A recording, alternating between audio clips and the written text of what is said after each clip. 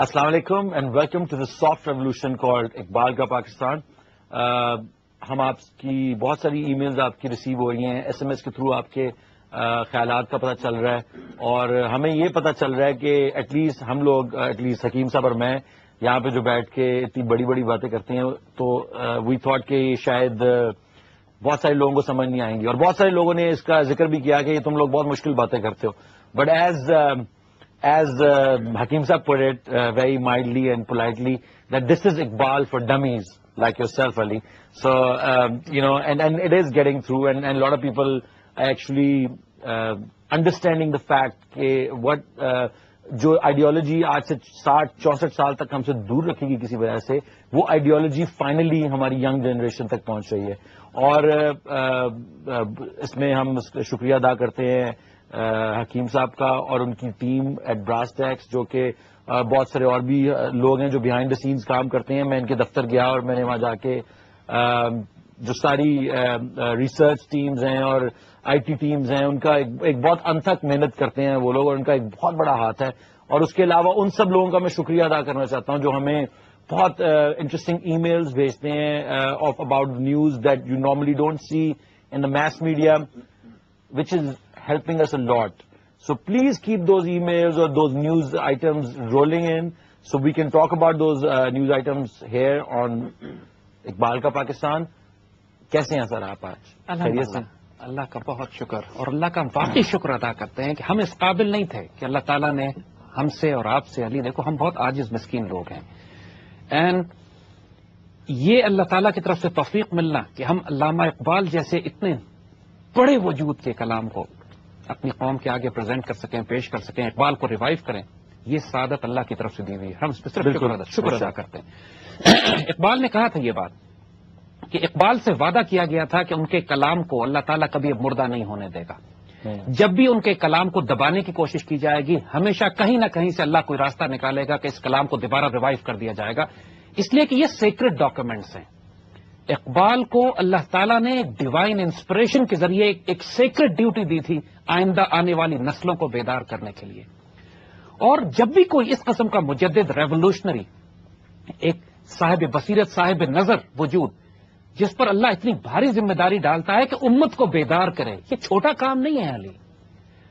اس کے لیے اس کو اپنی جان کو, اپنے وجود کو جلا کے راکھ کر دینا پڑتا ہے. اس کے لیے آپ کو اپنی ظاہری پسند ناپسند, اپنی دنیا, اپنا سب کچھ قربان کرنا پڑتا ہے. اپنے خاندان, اپنے رشتہ دار, اپنے بیوی, اپنے بچے, اپنے لائکس, اپنے ڈس لائکس, اپنے کیریئر, اپنا روپیہ, اپنا پیسہ, جب تک کہ وہ اپنے آپ کو جلا کے راکھ نہ کر دیں. یہ قدم قدم قیامت, یہ سواد کوئے جانا, جسے زندگی ہو پیاری وہ یہیں سے لوٹ جائے. اس سفر میں سب سے پہلے سر جاتا ہے. وہی پروگرام سے پہلے جو آپ بات کر رہے تھے, مذاق میں آپ نے کہا کہ ہم حیران ہیں کہ ابھی تک لوگوں نے ہمیں زندہ کیسے چھوڑ دیا ہے, کہ ہم نے اس دنیا کے ہر کفر کو اٹیک کیا, ہم نے ہر فرعون سے ٹکر لی ہے, چاہے وہ ہماری داخلی صفوں میں ہو, چاہے خارجی ہو, چاہے وہ ہمارے صفوں میں ایک مذہبی جنونی کے طور پہ چھپا ہوا ہو, یا مولوی کے طور پہ چھپا ہو, یا سیکولر لبرل کے طور پہ چھپا ہو, یا وہ مارکسسٹ ہو, زائنسٹ ہو اور کسی ازم کو فالو کرتا ہو, یا گلوبل اکنامک سسٹم اور کیپٹل سسٹم کو ریپرزینٹ کرتا ہو, یا اس کفر کے ڈیموکریٹک یا ڈکٹیٹرشپ کے سسٹم کو ریپرزینٹ کرتا ہو, ہم نے کسی کافر کو چھوڑا نہیں ہے. صحیح کہہ رہے ہیں. اور اس کو ایکسپوز کیا ہے. اور اقبال کس طرح بچ گئے تھے؟ اقبال نے بھی تو اپنے زمانے کے ہر کفر کو اٹیک کیا تھا. اب یہ وہ ڈیوائن وزڈم ہوتی ہے, یہ اللہ کا رازدار ہونا پڑتا ہے کہ جب اللہ کسی آئیڈیالوجی کو, کسی آئیڈینٹی کو پروموٹ کرنا چاہتا ہے تو پھر اس کی حفاظت کی ذمہ داری بھی اللہ کے پاس ہوتی ہے. حضور صلی اللہ علیہ وسلم کو شہید کر دینا کیا مشکل بات تھی کفار کے لیے. کتنی دفعہ انہوں نے اٹیمپٹ کی حضور کو شہید کرنے کے لیے, لیکن اللہ تعالیٰ آپ کی حفاظت کرنے والا تھا. اور جس معجزانہ طریقے سے حضور کی اللہ تعالیٰ نے روحانی طور پر حفاظت کی کہ اس دور میں آپ اس دعوت کو لے کر دنیا میں, کائنات میں کبھی ایسے نہیں ہوا کہ 23 سال کے مختصر عرصے میں, 23 ایئر پیریڈ, ایک ایسی ریولوشن بلڈ کر دی گئی کہ جو آج تک سالڈ فاؤنڈیشنز پر کھڑی ہے. دنیا نے اس سے پہلے, اس کے بعد ایسی ریولوشن, اتنا کاسمک, اتنا گلوبل امپیکٹ کسی ایک آئیڈیالوجی کا نہیں دیکھا جو حضور صلی اللہ علیہ وسلم لے کر آئے. اور اسی لیے جو فورسز ہیں, ویسٹرن انٹرسٹ فورسز, وہ اس آئیڈیالوجی سے بہت خوفزدہ, بہت زیادہ, کیونکہ اس آئیڈیالوجی میں ایک ان بلٹ کیپیسٹی ہے ریباؤنڈ کرنے کی.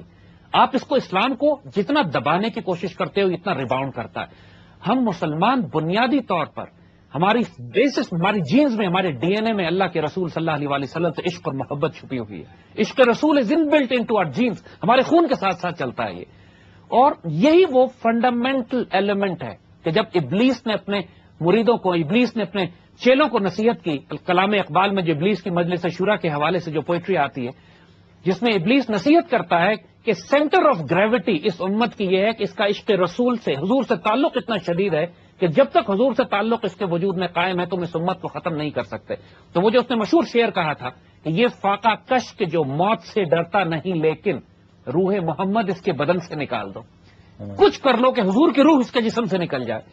اس کو بھی ایمفسائز جب اقبال نے کیا تھا کہ کی محمد سے وفا تو نے تو ہم تیرے ہیں، یہ جہاں چیز ہے کیا لوح قلم تیرے ہیں. تو دونوں کا نیگیٹو انرجی کا، نیگیٹو فورسز کا سارا ایمفسس اس بات پہ ہوتا ہے کہ حضور صلی اللہ علیہ وسلم کے معاملے میں آپ کو کنفیوز کر دیا جائے، اور پازیٹو انرجی والوں کا سارا ایمفسس یہ ہوتا ہے کہ آپ کا تعلق حضور سے جوڑ دیا جائے. یہ حقیقت میں ساری جنگ، جو پوری گڈ اینڈ ایول کی ساری جنگ ہے، اس کی سینٹر آف گریوٹی حضور صلی اللہ علیہ وسلم کی ذات مبارک. اور قرآن میں یہودیوں کے بارے میں اللہ تعالیٰ کہتے ہیں کہ یہ حضور صلی اللہ علیہ وسلم کو اس طرح پہچانتے ہیں جیسے اپنے بیٹوں کو پہچانتے ہیں.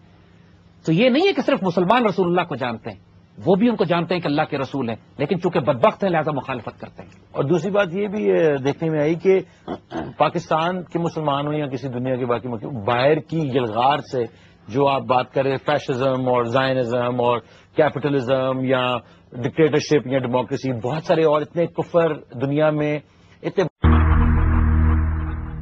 السلام علیکم اور خوش آمدید بیک ٹو دا شو. یہ اقبال کا پاکستان ایک ایسا شو ہے جس میں آبویسلی ہم لوگ اقبال کے پاکستان کو ڈسکور کرنا چاہتے ہیں اور اقبال کے پاکستانیوں کو بھی ڈسکور کر رہے ہیں. اور through this show what the greatest thing which is happening اس کے لوگ جو کہ اس میسج کے ساتھ آئیڈینٹیفائی کرتے ہیں وہ جس کو کہتے ہیں ہزاروں کی تعداد میں جوک در جوک کہ they want to connect to a platform which is obviously you are providing it with brass tacks اور ماشاء اللہ with this show and other shows that you do. لیکن اس کے ساتھ ساتھ مجھے جو بہت زیادہ جو چیز تقویت دیتی ہے وہ یہ ہے کہ یہ جو لوگ ہیں جو ہم سے سوال پوچھتے ہیں یہ کوئی کنڈر گارٹن کوشچنز نہیں ہیں. ان کا شعور جو ہے ان لوگوں کا، ان بچوں کا جن کو ہم بچے کہتے ہیں، ان کا شعور جو ہے وہ it's better than any of the politicians اور جو بیوروکریٹس جو آپ کے بیٹھے ہوئے جو آپ کے ملک چلا رہے ہیں. Pure and so amazing, it's amazing and pure and جو اس کو کہتے ہیں کہ سوچ پختہ ہے ان لوگوں کی. جیسا کہ یہ فاطمہ سلیم ہے، میرے خیال سے انہوں نے پہلے بھی ایک دو دفعہ سوال بھیجے لیکن یہ بڑی مزیدار ان کے کچھ سوال آئے ہیں کہ Iqbal emphasize a lot on عشق رسول, peace be upon him. What does he exactly mean by عشق رسول? Kindly elaborate. The whole phenomena of spirituality is new for us. These are obsolete concepts as regards our society to date. So clearly we need basic kindergarten level knowledge. Also no need to mention, but we do not have enough reliable platforms for seeking answers. And her idea is that every Muslim is a born lover of Muhammad. We don't even need to work on it. Every Muslim has a deep association with Muhammad, peace be upon him, even more than Allah. I mean, I was kind of shocked to hear this first, but جو آپ نے بات explain کی ذرا اس کا please جواب دیجیے گا. Let me read the whole thing actually, this question. It's a very interesting question. We can readily see it around us. We are not offended when anyone curses Allah. Rather, we ourselves do not, we do a lot of complaining, grumbling, nashukri most of times, but neither we say anything nor we bear anyone curse, criticize Muhammad. Instead, we retaliate to an extreme on Danish cartoons, but I haven't heard of such organized retaliation against atheists. Atheists are rather cool, they are sciencey, but nothing offends you as much as Gustakh Rasul. Not even someone offending our country, our family, our parents. Anyone who hasn't experienced it in real life, just check out such internet forums and see how your blood boils and you feel like smashing such people's faces. Beautiful. دیکھیے علی, یہ وہی بات اس بچے نے کی ہے کہ جو بات ہم اس بریک سے پہلے کر رہے تھے کہ حضور صلی اللہ علیہ وسلم کی محبت اور عشق ہمارے خون میں, ہمارے ڈی این اے میں, ہماری پیدائش سے پہلے ڈال دیا گیا ہے. اور جو حضور صلی اللہ علیہ وسلم کی حدیث شریف ہے, یعنی قرآن میں وہ جو آیت ہے کہ جو لوگ ایمان لاتے ہیں الذین آمنوا اشد حب للہ, وہ شدید ترین محبت اللہ سے کرتے ہیں. کہنے کو تو سب سے زیادہ محبت اللہ سے ہونی چاہیے, لیکن اس کی جو انٹرپریٹیشن ہے, اس کی جو تشریح حضور صلی اللہ علیہ وسلم نے دی ہے جس کا حدیث شریف جس کا مفہوم ہے کہ تم میں کوئی شخص مومن نہیں ہو سکتا جب تک میں یعنی رسول اللہ صلی اللہ علیہ وسلم کی ذات اس کے لیے اس کی جان، اس کے مال، اس کی عزت، اس کی آبرو، اس کے بچوں، اس کے سب کچھ سے زیادہ محبوب نہ ہو جائے. یعنی سب سے زیادہ محبت اس کی مینیفیسٹیشن حضور صلی اللہ علیہ وسلم کی ذات مبارک سے.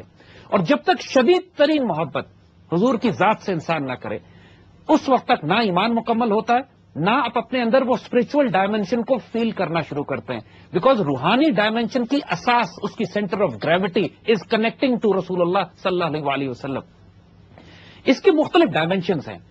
مثال کے طور پر اگر آپ صحابہ کی زندگیوں میں دیکھیے، یا اگر آپ اس وقت کے لوگوں کے عشق اور حضور سے تعلق اور پیار کو دیکھیے تو ہر ایک نے اپنا اپنا اظہار مختلف انداز میں کیا ہے. اس کے کوئی سیٹ رول لا نہیں بنائے جا سکتے. مثال کے طور پر جب حضور وضو کرتے ہیں تو صحابہ کا عالم یہ ہے کہ دیوانے اور جنون اور عشق اور پیار میں آپ کے وضو کا پانی نیچے نہیں گرنے دیتے. They used to be arguments, fights ہو جاتی تھی کہ وضو کا پانی ہم لے کے اپنے اوپر لگا لیں. جب حضور کا پسینہ نکلتا تھا، پسینہ مبارک، تو صحابہ اس کو جمع کر لیتے تھے اور اس سے خوشبو بناتے تھے. یعنی it would make finest of perfumes, کیونکہ پسینہ مبارک سے خوشبو آتی تھی.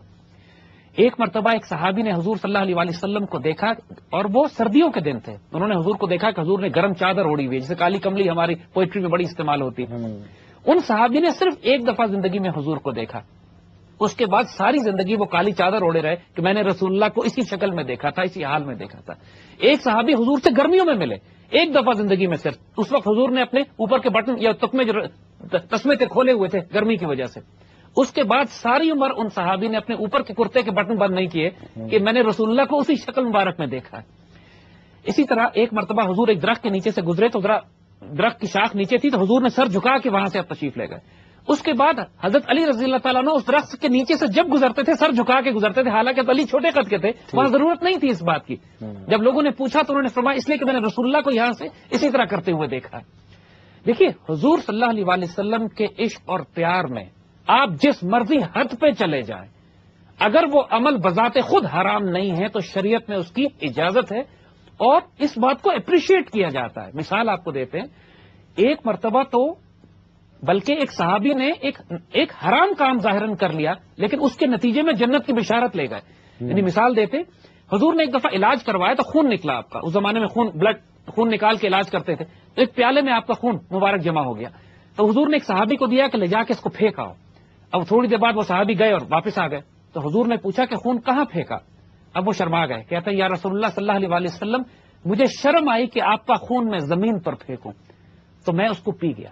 اب دیکھیے خون پینا حرام ہے لیکن کہتے عشق رسول کا ان کا عالم یہ تھا کہ ان کو شرم آئی اس بات پہ کہ حضور کا خون مبارک زمین پہ جائے. کہتے میں پی گیا.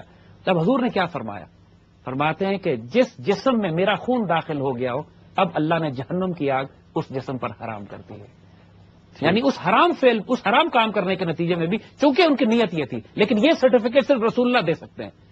باقی پوری دنیا اور امت کو اپنے آپ کو شریعت کی پابندی میں رکھنا ہے. مثال شریعت میں کہیں نہیں لکھا ہوا، کسی فقہ کی کتاب میں یہ نہیں لکھا ہوا کہ آپ مدینے میں ننگے پاؤں چلیں یا مدینے میں آپ گھوڑے پر مت بیٹھیں ادب رسول کی وجہ سے.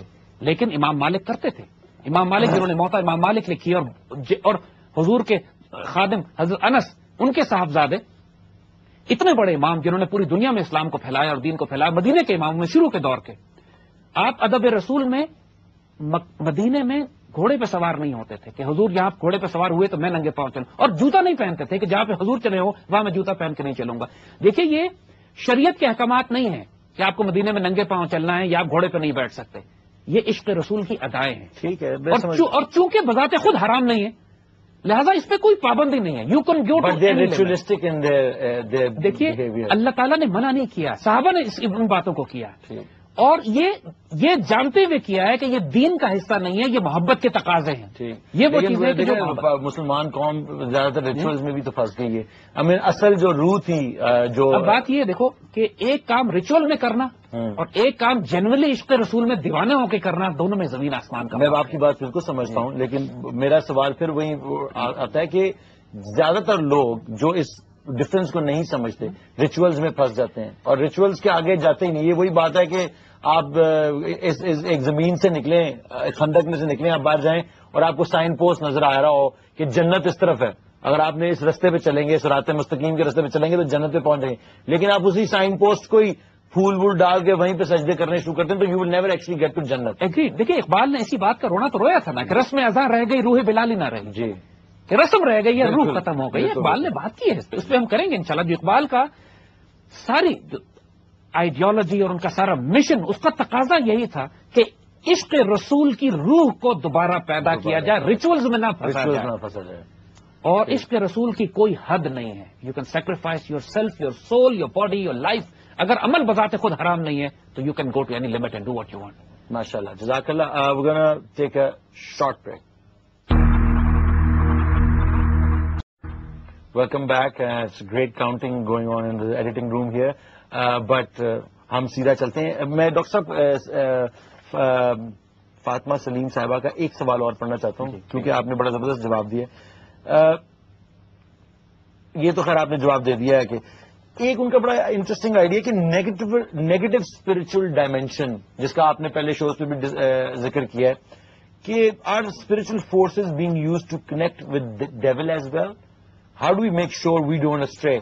Because you say that that's a Da Vinci Code, the Freemasonic ritual, they use the same terminology, which is purification, illumination, illuminated one, or whatever, connection with the divine, but clearly it is not divine, it's devil. Perhaps black magic, Amil Babas are same continuation of the same negative energy. To be honest, I was more familiar with the negative aspect of supernatural powers than the positive influence of spiritual forces until recently, which is thanks to you. Thanks to our Gaddi Nasheens, fake peers for maligning mysticism, and thanks to mullahs for putting it on the back burner. People, especially from villages, through many educated ones as well, who have belief in mysticism, go in search of babas and fakirs and mazars and end up with fake fakirs and fall into taweez, jadoo, etc., turning them into superstitious, apprehensive beings. That's a great question.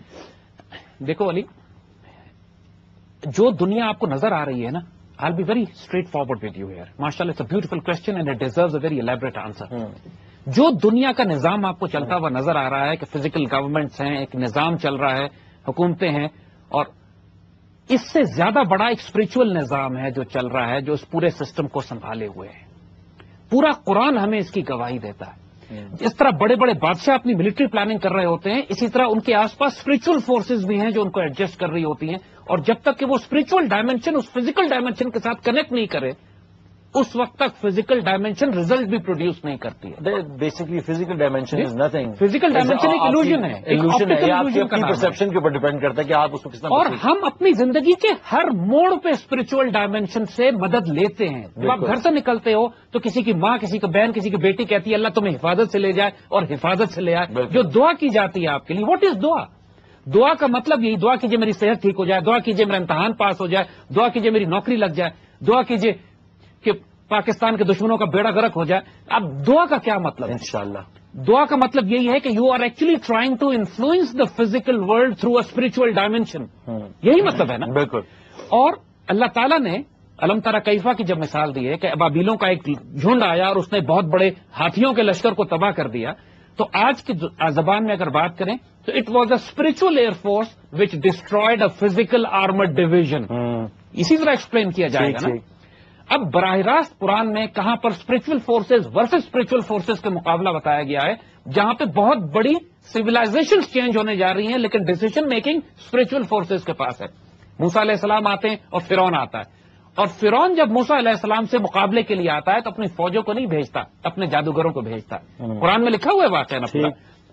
اور اس کے جادوگر سانپ بنا دیتے ہیں، اور موسیٰ علیہ السلام اس کا مقابلہ کس طرح کرتے ہیں؟ اپنی فورسز سے کرتے ہیں؟ نو، اپنی اسپرچل فورسز سے کرتے ہیں. اپنی چھڑی پھینکتے ہیں، وہ سانپ بن جاتی ہے اور ان سانپوں کو کھا جاتی ہے، اور وہ سارا معاملہ. اور جادوگر سمجھ جاتے ہیں کہ یہ جو ہم نے فورسز استعمال کی تھی، جو بلیک میجک سے تھی، جو نیگیٹو ایول شیطانک سیٹنک فورسز تھیں، یہ اتنی پاورفل تھی، لیکن ان کو اگر کوئی چیز کھا گئی ہے اور ہڑپ کر گئی ہے اور تباہ کر گئی ہے، it must be divine, because وہ تو شیطان سے اپنی انرجی لے رہے تھے. And they could recognise this کہ یہ جو فورسز اب ہمارے سامنے آئی ہیں یہ شیطانی نہیں ہے، ابلیسی نہیں ہے، they are supernatural divine. اور لہٰذا وہ سارے جادوگر اسی وقت مسلمان بھی ہو گئے. یعنی قرآن نے یہ پورا واقعہ لکھا ہوا ہے. مسلمان ہو گئے یا یہودی ہو گئے؟ وہ مسلمان یعنی اس وقت یعنی اللہ پہ ایمان لے آئے, موسیٰ علیہ السلام پر ایمان لے آئے. ٹھیک ہے. اور فرعون نے بڑا سخت کہا کہ تم کیسے ایمان لے کر آ گئے, ابھی تو میں نے تم کو اجازت ہی نہیں دی تھی, بیکاز ہی واز فلیبرگاسٹڈ کہ یہ کیا ہوا. میری جو اسپرچل فورس تھی, یعنی اس کی جو نیگیٹو ایول اسپرچل فورس تھی, وہ ساری کی ساری کنورٹ ہو گئی, ساری کی ساری مسلمان ہو گئی ان فرنٹ آف موسیٰ علیہ السلام اسپرچل فورس. تو یہ دونوں فورسز آپریٹ کرتی ہیں اس دنیا میں. اسی طرح جتنے بھی آپ کو یہ زائنسٹ ملتے ہیں, جتنے بھی اکلٹ ملتے ہیں, جتنے بھی فری میسونک ریچول یہ سوسائٹیز ملتی ہیں, یہ باقاعدہ فرعون کے جادوگروں کی طرح ایک بلیک میجک اکلٹ پریکٹس کرتے ہیں. اور اسی طرح اللہ کے ولی, درویش, فقیر, اللہ کے نیک بندے, قلندر, یہ اللہ اس کے رسول صلی اللہ علیہ وسلم سے اسپرچل انرجی اور نور لے کر ایک اسپرچل ڈومین میں ان کو مسلسل کاؤنٹر کرتے رہتے ہیں. قرآن میں بڑی خوبصورت آیت اس کو ایکسپلین کرتی ہے کہ الذین قالوا ربنا اللہ ثم استقاموا تتنزل علیہم الملائکہ, جن لوگوں نے کہا اللہ ہمارا رب ہے اور اس پہ دے بیکم اسٹیبل, ان پر ملائکہ فرشتے اترنا شروع ہو جاتے ہیں. یہ ایک انسان پر فرشتے اترنا از دی اسپرچل ڈائمینشن, کہ یار آج بھی غیب کا علم دیا جا رہا ہے ان کو انفارمیشن دی جا رہی ہے, طاقت دی جا رہی ہے, سورسز دی جا رہی ہیں, فورسز دی جا رہی ہیں. جنگ بدر کا یہ واقعہ قرآن لکھتا ہے کہ جب مسلمان 313 فوجیں ٹکرا رہے تھے اس کفار کے لشکر کے ساتھ, تو اللہ قرآن میں لکھتا ہے کہ Allah wave after wave forces of angels بھیج رہا تھا, ملائکہ کی فوجیں آ رہی تھی, who were actually participating in the battle against the کفار. فورس ملٹی پلائر جو تھا, جس نے ڈیسائسو رول پلے کیا ہے مسلمانوں کی طرف سے بیٹل آف بدر میں, that was not the 313 but though unseen forces جو اللہ کہتا ہے کہ آئیں اور جنہوں نے کفار کے ساتھ انگیجمنٹ کی. 1965 کی وار میں ہمارے بڑوں سے پوچھیے, ہمارے اخبار بھرے ہوئے تھے, ہمارے بزرگوں نے یہ باتیں بتائی ہیں کہ کس طرح 1965 کی وار میں جب انڈیا کے ساتھ ہمارا انگیجمنٹ ہوتی ہے تو انڈین آرمی کہتی ہے کہ ہمیں اس پاکستانی فوج سے بڑا ڈر لگتا ہے جو گھوڑوں پہ آتی ہے, جو کہ جس نے پگڑیاں پہنی ہوئی ہوتی ہیں, جس کی تلواروں سے شعلے نکلتے ہیں. اور یعنی these are not stories that I am making. Pakistan میں بچہ بچہ ان باتوں کو جانتا ہے جو 1965 کی وار کی اسٹوری اور ایونٹس جنہوں نے دیکھے. تو ان ایوری ایونٹ, کارگل میں, سیاچن میں, جہاں جہاں ہمارے ماشاءاللہ ہمارے سولجرز اور ایک جنون جذبے کے ساتھ اب اللہ کے واسطے اپنے آپ کو قربان کرنے جاتے ہیں, وہاں پہ آپ کو ایسے میریکلز دیکھنے کو ملتے ہیں. ابھی سوات ویلی میں ماشاءاللہ جو آپریشنز ہوئے, لوگوں نے کہا کہ اللہ کی مدد کے بغیر ممکن نہیں تھا کہ ہم اتنی بڑی کامیابی حاصل کر سکتے ہوئے, لوگوں نے کہا کہ اللہ کی مدد کے بغیر ممکن نہیں تھا کہ ہم اتنی بڑی کامیابی حاصل کر سکتے. تو یہ اسپرچل فورسز آپ کے وجود کے ساتھ رہتی ہیں.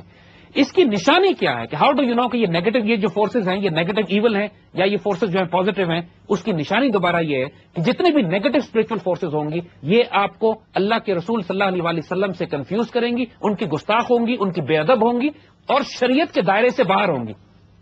اور پازیٹو فورسز کی نشانی یہ ہے کہ یہ شریعت کے دائرے میں ہوں گی, ان کی وجہ سے اللہ اس کے رسول صلی اللہ علیہ وسلم سے محبت اور تعلق بڑھے گا.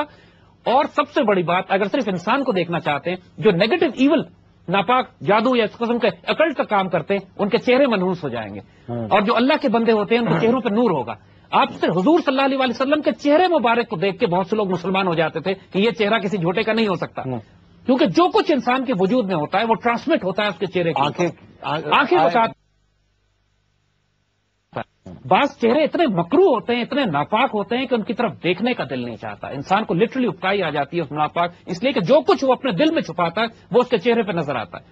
اور بعض لوگ زبان سے کچھ نہیں بولتے لیکن چہرے اتنے خوبصورت ہوتے ہیں کہ دیکھ کے انسان کا دل چاہتا ہے کہ ان کے لیے دعا کرے اور ان سے اپنے لیے دعا کروائے. تو یہ ساری اسپرچل ڈائمینشنز ہیں کہ جس سے آپ ریکگنائز کر سکتے ہیں کہ بندہ مومن کون ہے اور بندہ شیطان کون ہے. علامہ اقبال نے جو بڑی خوبصورت ڈیفینیشن, اس کی پورا کلام اقبال کا جو بندہ مومن کی صفات بتاتا ہے, جو ایٹریبیوٹس بتاتا ہے کہ بندہ مومن قہاری ہوگا, کفاری ہوگا, قدوسی ہوگا, جبروت ہوگا, یہ 4 عناصر ہوں گے تو بنتا ہے مسلمان. تمہیں قاری نظر آئے گا لیکن حقیقت میں ہوگا قرآن. وہ نرم دم گفتگو بھی ہوگا, گرم دم جستجو بھی ہوگا, رزم ہوگا, بزم ہو, وہ پاک دل ہوگا اور پاک باز ہوگا, اور اس کی نگاہ سے تقدیریں بدلیں گی. خدا اس سے پوچھے گا بتا تیری رضا کیا ہے. اور جب وہ اللہ تعالیٰ, اس کی زندگی کا معاملہ ایسا ہوگا کہ وہ دو عالم سے کرتی ہے بیگانہ دل کو, عجب چیز ہے یہ لذت آشنائی. جب وہ اللہ کی لذت آشنائی میں ہوگا تو اس کا دل دو عالم سے بیگانہ ہوگا, نہ دنیا میں ڈوبا ہوا ہوگا, نہ عورت, نہ روپیہ, نہ پیسہ, نہ عہدہ, اقتدار, اختیار اس کو کرپٹ نہیں کرے گا, نہ آخرت. اور ایون آخرت کے معاملے میں بھی وہ لالچ کے تحت نہیں کر رہا ہوگا. He will be doing it for the sake of love, for the sake of respect, for the sake of ادب, فار دا سیک آف شکر. وہ بھی اس کا لیول بہت سپریم ہوتا ہے.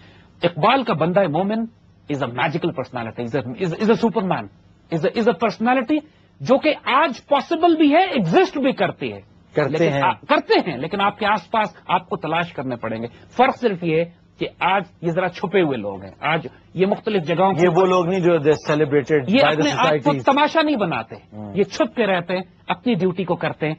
اور اقبال کا بندہ مومن مقصد ہمارا یہ ہے. دیکھیے اقبال کے پاکستان کی جب ہم بات کرتے ہیں، the whole objective of this mission as کہ اقبال کا مومن بنایا، کہ وہ اقبال کے مومن جب پاکستانی یہ بنیں گے تو پاکستان پھر ہمارا وہ بنے گا کہ جو اقبال کا پاکستان ہونا چاہیے. انویژن کر رہے ہیں ہم لوگ. ایک کال لیتے ہیں ہمارے ساتھ فون پہ موجود ہیں. ہیلو، السلام علیکم سر. السلام علیکم. جی میں ہدایت اللہ خٹک بات کر رہا ہوں پشاور سے. جی سر، کیسے ہیں آپ؟ خیریت سے ہیں؟ الحمدللہ، اللہ کا احسان ہے. آپ سنائیں خیر خیریت سے ہیں؟ جی دعائیں آپ آپ کا مہمان کیسا ہے؟ زاہد حامد صاحب جو کہ میرے بڑے فین ہیں، اور اسی سلسلے میں نے وہ آپ کے فین ہیں، آپ ان کے فین ہیں؟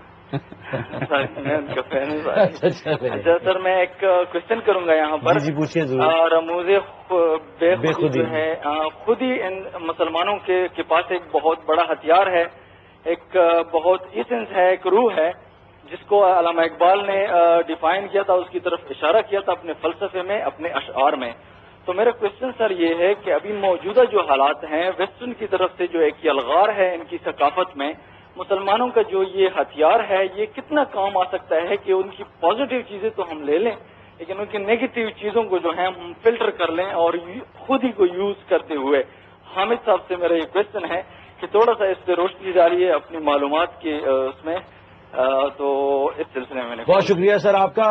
یہ ویسے باتیں حکیم صاحب بہت دفعہ کر چکے ہیں، اور لیکن آپ نے کیونکہ ایک اسپیشلائز کوشچن کیا، ایک چھوٹا سا جواب دے دیجیے. اس کا ایک شعر میں پورا جواب آ جاتا ہے. ماشاء اللہ فیسنیٹنگ کوشچن ماشاء اللہ جو ہمارے بھائی نے کیا ہے کہ جس قوم کے نوجوانوں کی خودی ہو صورت فولاد، جس قوم کے نوجوانوں کی خودی ہو صورت فولاد، اس قوم کو شمشیر کی حاجت نہیں رہتی. یعنی اقبال نے جس کو بہت خوبصورت ڈیفائن کیا ہے کہ ہمیں تلواروں کی اور ویپن سسٹم کی ضرورت نہیں رہے گی اگر ہمارے نوجوانوں کی خودی صورت فولاد ہو جائے. یعنی اگر ہمارے نوجوان اتنے خوددار اور غیرت مند ہوں کہ اللہ کے فضل سے پھر دنیا کے وسائل پہ ہم بھروسہ نہیں کریں گے. مومن ہوگا تو پھر کافر ہے تو شمشیر پہ کرتا ہے بھروسہ، مومن بے تیغ بھی لڑتا ہے سپاہی. ہم اللہ کے فضل سے دنیاوی اسباب کے بغیر بھی سپر پاور بن سکتے ہیں اگر ہمارے اندر یہ جو خودی ہماری ہے نا، یہ ویپن آف میس ریوائول ہے. یہ ایک اتنا بڑا ہتھیار ہے. بالکل ٹھیک کہا اس نے کہ سب سے پاورفل فورس مسلم سوسائٹی میں یہی خودی ہے، یہ غیرت، یہ ریوائول، یہ اسپرچولیٹی، یہ capability to connect with the global cosmic spiritual forces, یہ کیپیبلٹی کہ ملائکہ آپ کے ساتھ ہو، یہ کیپیبلٹی کہ جنات آپ کی خدمت کریں، یہ کیپیبلٹی کہ اللہ اس کے رسول صلی اللہ علیہ وسلم کی ڈائریکٹ کمانڈ میں آپ آپریٹ کریں، یہ کیپیبلٹی کہ جہاں چیز ہے کیا لوح و قلم آپ کے ہیں. اس سے زیادہ کوئی طاقتور سپر نیچرل فورس ہو سکتی ہے؟ You right in seeing that کہ یہ کسی بھی زائنسٹ کفار ایجنڈا دنیا کا ملٹری کمپلیکس جو بھی لے آئے کچھ نہیں کر سکتے. آپ کی اسپرٹ کو تو نہیں توڑ سکتے نا. Until unless your spirit is so strong with the love of Islam تو کبھی بھی اس کو ختم ہی نہیں کر سکتے. اور یہ اسی لیے یہ فینومینا اتنا ڈینجرس ہے ان لوگوں کے لیے جو کہ آلٹرنیٹو ہمارے پر مسلط کرنا چاہ رہے ہیں. I hope you got your answer and we gonna go on a short break.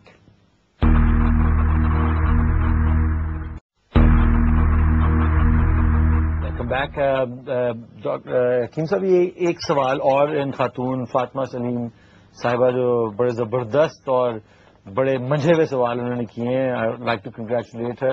اور ان سوالوں کو دیکھ کے تھوڑا سا حوصلہ ملتا ہے کہ ایسے لوگ ہیں جو کہ ہمیں یہ بے شک اگر یہ ایک ماں ہیں تو یہ اپنے بچوں کی پرورش بہت اچھی کریں گی اور ان کے بچے بھی آگے اسی سوچ کے مطابق بڑھیں گے. ایک ان کا لاسٹ کوشچن یہ ہے کہ when you say follow your heart, how do one differentiate between intuition, revelation and delusion, false belief?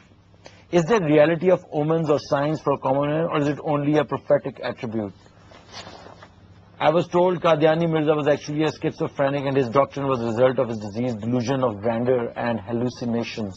How to differentiate between normal and disease? Yoga and Reiki are spiritual form of treatments being practiced in various cultures. People claim them to be very effective, even in cases where medical treatment fails. Is there such spiritual method of therapy in Islam? Genuine, I mean, not Taweez Ganda.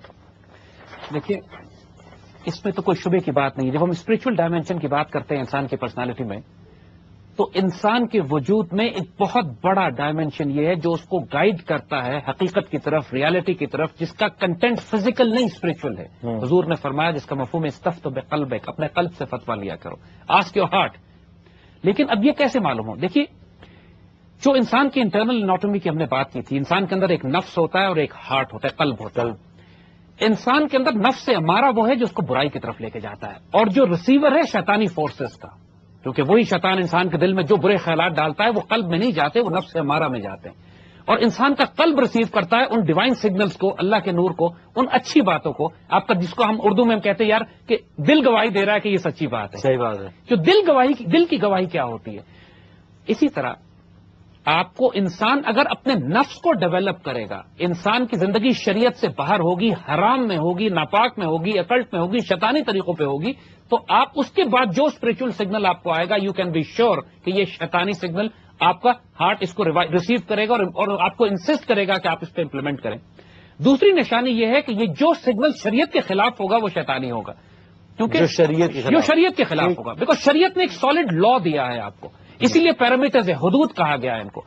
یہ ایک standard role ہے اپنے آپ کو safe رکھنے کا اور protect رکھنے کا کہ کوئی سگنل جو شریعت سے باہر ہو. اگر کسی باپ کو یہ خواب آتا ہے کہ اپنی بیٹی کو قتل کر دو، جیسے زمانہ جاہلیت میں لوگ اپنی بیٹیوں کو قتل کرتے تھے اور کہے جی مجھے تو بہت بڑے خواب آئے اور خوابوں میں اشارے ہوئے ہیں، یہ شیطانی خواب ہے، اس پر عمل نہیں کرنا. اگر کسی کو یہ بار بار انٹیوشن آتی ہے کہ صدقہ کرو، یتیموں بیواؤں مسکینوں کو کھانا کھلاؤ، تو یہ شریعت کے اندر ہے. یو کین بی سیف شور کہ یہ سیف ہے. اگر آپ اس پہ عمل بھی کرتے ہو تو نقصان کوئی نہیں ہے، فائدہ ہی ہونا ہے انشاءاللہ. سو ایک تو سمپل ڈیفینیشن یہ ہے کہ بی شور کہ آپ شریعت کی حدود میں رہیں. دوسری بات کہ انسان کا جب قلب ڈیولپ ہوتا ہے وہ اللہ کے ذکر سے کنیکٹڈ ہوتا ہے. اقبال جس چیز کو ڈیفائن کرتے ہیں آخر میں کہ میں پوری دنیا میں پھرا ہوں لیکن آخر میں پناہ ملی تو کہاں؟ اللہ میں. یعنی اقبال نے اپنا سیکرٹ دیا ہے کہ میں پوری دنیا کی تھراپیز اڈاپٹ کر چکا ہوں لیکن مجھے آخر میں سکون ملا کس میں؟ تو اللہ میں، یعنی اللہ کے ذکر میں، ریمبرنس آف اللہ سبحانہ و تعالیٰ. The entire emphasis of development of قلب ڈیپینڈز آن ذکر اللہ، اللہ کا ذکر. اور اسی لیے جب آپ یہ مسٹک آرڈرز میں جاتے ہیں، جب آپ کسی ایسے اسپرچل ڈاکٹر کے پاس جاتے ہیں، ایک شیخ کے پاس جاتے ہیں، استاد کے پاس جاتے ہیں، تو ہمیشہ ان سارے سلسلوں میں آغاز اللہ کے ذکر سے ہوتا ہے. دے گیو یو ریمبرنس آف کہ آپ کا دل ہر سانس پہ، یعنی بزرگ کہتے ہیں جس دم غافل اس دم کافر. یعنی بڑے خوبصورت ایک جملہ ہے کہ انسان کے جس طرح جسم کے ہر حصے کا ذکر ہے ویسے انسان کے قلب کا بھی ایک ذکر ہے. یعنی انسان جب سانس کے ساتھ سانس لیتا ہے with every breath you should do a ذکر آف اللہ سبحانہ و تعالیٰ، اور جس کے لیے مختلف، کبھی لا الہ الا، حضور نے فرمایا افضل الذکر جو ہے وہ لا الہ الا اللہ ہے. So in different orders you find کہ لا الہ الا اللہ کا ذکر ایمفسس سے کیا جاتا ہے. اب ذکر کتنا کرنا چاہیے اس کو بھی حضور نے ایکسپلین کیا ہے، جو فرمایا کہ اس طرح ذکر کرو کثرت سے کہ لوگ تمہیں دیوانہ سمجھنے لگیں. یعنی جنون اور عشق کے بغیر تو کام کہیں بھی نہیں ہے. ایون اللہ کے ذکر میں بھی انسان جنون اور دیوانگی کے ساتھ جب تک اللہ کو یاد نہیں کرے، زندگی کے ہر سانس پہ وہ کنیکٹڈ نہ ہو آپ کے ساتھ. بٹ وہ لوگ جو جنون جو خدا کے لیے یا اس کے رسول کے لیے دیوانگی کا اظہار کرتے ہیں، ان کو مذہبی جنونی اور مذہبی دیوانہ کے، اگر وہ حضور کی سنت پہ ہیں تو وہ بیلنس لوگ ہوں گے، وہ سافٹ ہوں گے، محبت کرنے والے ہوں گے، پیار کرنے والے ہوں گے، خدمت کرنے والے ہوں گے. وہ دہشت گرد ٹیررسٹ نہیں ہوں گے، وہ لوگوں کو تکلیف نہیں پہنچائیں گے، تنگ نہیں کریں گے. ہمارے یہاں امبیلنس یہی ہو گیا ہے کہ جو لوگ شریعت کی بات کر رہے ہیں ان کا ذاتی تعلق حضور سے قائم نہیں ہے. They have no spiritual connection with رسول اللہ صلی اللہ علیہ وسلم. ایز اے ریزلٹ وہ اپنے خیال میں اسلام کی بات کر رہے ہیں، حقیقت میں ان کی زندگی سے فساد نکلتا ہے. تو قرآن جن کو ڈیفائن کرتا ہے، جب ان سے کہا جاتا ہے وَإِذَا قِيلَ لَهُمْ لَا تُفْسِدُوا فِي الْأَرْضِ، جب ان سے کہا جاتا ہے زمین میں فساد نہ کرو، تقالوا انما نحن مسلمون، تو بڑے سنسیئرلی سمجھتے ہیں کہ ہم تو اصلاح کرنے والے ہیں. صحیح بات، ہم تو ریفارمرز ہیں، ہم تو سوسائڈ بامبنگ کر کے مسلمان کر رہے ہیں پورے معاشرے کو. دیز ایڈیٹس ڈونٹ ریئلائز کہ یہ اتنا بڑا فساد برپا کر رہے ہیں دنیا میں، اس لیے کہ ان کا اسپرچل کنیکشن نہیں ہے. ان لوگوں سے آپ ملیے اسلام کے ساتھ بھی، اور آپ ان سے ملیے، ان سے بات کیجیے جا کے، تو یو ریئلائز کہ ان کے دل پتھر کے ہیں، نہ یہ کسی پر رحم کھاتے ہیں، نہ کسی پہ ترس کھاتے ہیں. اس کے بعد کہتے ہیں ہم شریعت کی بات کر رہے ہیں. تو یہ بات تو کامن سینس بھی بتا دیتی ہے کہ اللہ کے رسول صلی اللہ علیہ وسلم کی سنت میں یہ ہو نہیں سکتا. Anybody who follows the path of Rasulullah has to be benevolent, has to be merciful, has to be tolerant, has to be magnanimous. یہ کیسے ممکن ہو سکتا ہے کہ کوئی کسی شخص، تو اس کے سمبل سائن انسان کے وجود، اس کی زندگی بتا دیتی ہے آپ کو کہ یہ ٹھیک راستے پہ ہے یا غلط راستے پہ، یہ انٹیوشن پہ ہے، اس کا حق ہے، اس کی جو اسپرچل انسپریشن ہے وہ ٹھیک ہے، یا یہ شیطان کی طرف سے وسوسہ ہے. بیکاز وسوسہ is a very strong weapon system. وسوسہ تو اس دنیا کو یہاں پہ لیا ہے. اور وہ جو قرآن میں سورہ ناس میں کہا گیا یوسوسو فی صدور الناس من الجنت والناس، یہ وسوسہ ڈالتے ہیں لوگوں کے دلوں میں، یہ جنوں میں سے بھی ہیں اور انسانوں میں سے بھی، کہ وسوسہ ڈالنا ان کا سب سے بڑا ویپن سسٹم ہے، شک ڈالنا. We're going to take a break.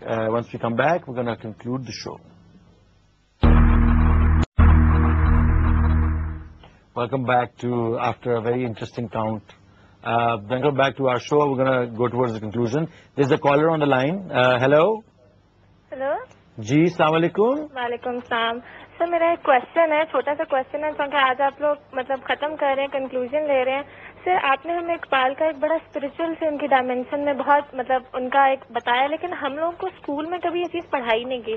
ہمیں جسٹ یہ بتایا گیا ہے کہ علامہ اقبال وہ جسٹ شاعر مشرق، اور مطلب صرف ہمیں یہی بتایا گیا. ہمیں کیوں نہیں بتایا جاتا کہ ان کا ایک بہت اسپرچل رول تھا اور وہ کوئی ویلیو لاتے، کیونکہ ہم نے آج زید حامد کو سنا تو ہمیں پتا چل رہا ہے، ورنہ ہم لوگوں کو بچوں کو کہاں پتا چلتا ہے. تو جسٹ ڈونٹ یو تھنک کہ پڑھانا چاہیے، ٹیچرس کو بتانا چاہیے. جو میری ٹیچر نے مجھے یہی بتایا تھا کہ ان کو علامہ اقبال پسند ہی نہیں ہے، اور یہ کہ علامہ اقبال نے ایکسیڈنٹ میں کسی کو وہ ایک عجیب سی باتیں کر رہی تھی، لیکن ہمارے ٹیچرز نے ہمیں کبھی بتایا ہی نہیں ہے. تو ڈونٹ یو تھنک کہ ہمارے مطلب ایجوکیشن سسٹم میں ہمیں ان کی شاعری کو کچھ ڈیپتھ میں پڑھانا چاہیے؟ تھینک یو ویری مچ جی، آپ کا بڑا اچھا سوال تھا. تھوڑا سا جواب میں بھی آپ کو اس کا دے دیتا ہوں. آفٹر دس حکیم صاحب آپ کو بتائیں گے کہ یہ جو ایجوکیشن سسٹم جو ہمارے ملکوں میں رائج ہے، یہ ظاہری بات ہے کہ اس کی کوئی ہم لوگ جو ہیں اس کو کوئی اتنا واضح جامعہ ایجوکیشن سسٹم سے ایک تو کنفیوز ایجوکیشن سسٹم ہے، اور اس جو ہائر کی ہے جو پیچھے لوگ بیٹھے ہوئے ہیں ان کا ایجنڈا یہی ہے کہ اس کو اقبال کی ریئل میننگ سے آپ کو دور لے جایا جائے. یہ ایک حکیم صاحب آپ بتائیں گے کہ original idea, because these people fear the original idea. دیکھیے بیٹی کی بات بالکل ٹھیک ہے کہ علامہ اقبال کو تو ایک سسٹمیٹک کنسپریسی کے ذریعے پچھلے 60 سال سے اس پورے ایجوکیشن سسٹم سے ہی نہیں، ہماری میڈیا سے بھی، ہماری فارن پالیسی سے بھی، ہماری تھنکنگ پروسیس سے بھی، ہمارے دانشوروں میں، ہمارے میڈیا میں، ہمارے اخباروں میں علامہ اقبال کو تو ایک سسٹمیٹک پروسیس کے ذریعے غائب کیا گیا ہے. ایک صرف کاروائی ڈالنے کے لیے اقبال کا دن بنا لیتے ہیں، اقبال ڈے ہو جاتا ہے، کہیں پہ لپے آتی ہے دعا سے اپنا اسکول کی صبح کی اسمبلی شروع کر دیتے ہیں، لیکن اس سے زیادہ اقبال کو نہیں جانے دیتے. بیکاز بات یہی ہے کہ دیکھیے اقبال آئندہ آنے والی صدیوں میں بھی، اور اس صدی میں بھی، اور پچھلی صدی میں بھی کفر کے لیے سب سے خطرناک وجود تھے.